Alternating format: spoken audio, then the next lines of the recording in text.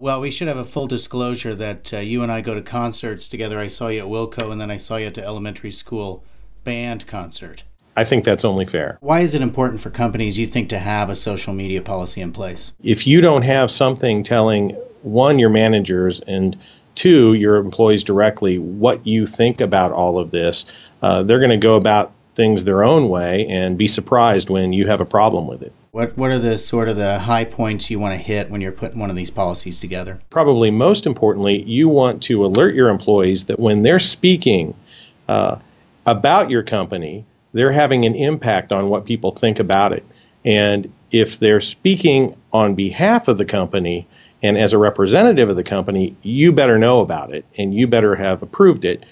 Otherwise, it becomes messy sometimes. IBM has a social media policy I think is very good, and one of the things it says is don't forget your day job.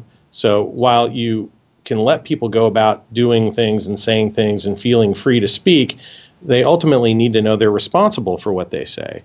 So if you say the wrong thing, just because you think you have a First Amendment right to do so doesn't mean you have a First Amendment right to your job. You commented on the Intel one. You thought sometimes maybe shifted into a little too formal a language, maybe? The language that someone had sent to me to look at said basically check with your manager before you do anything having to do with our company. And that's probably not a fair paraphrase, but that's what I took from it.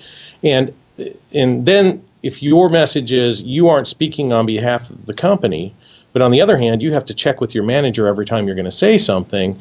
If something's said and someone wants to tie that to your company and you've instructed all your employees that you want to control in great detail what's said, it creates perhaps an inference or thought that the company is speaking through this individual. I usually check with my wife before I say anything.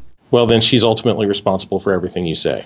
When you talk about what the consequences are from the company's standpoint, do you go into detail on those things, or do you kind of leave it up to, this is your job and you know how you're supposed to behave on the job? I think it really depends on what kind of business you have. If you have a product that your company sells or a service that your company sells that requires a lot of that kind of activity, you're probably going to be looser and more free and give sort of more general instructions to your employees. On the other hand, if you run a nuclear power plant, you're probably going to send a much more formal tone and message and make clear the consequences for inappropriate comments or contact in a much different way. And if you, say, own a lumber company or somewhere in between, you probably try to strike a balance. Do you know of any lumber company Twitter streams I could follow? All the ones I see talk about hardwood, but I don't think they're exclusively for lumber companies.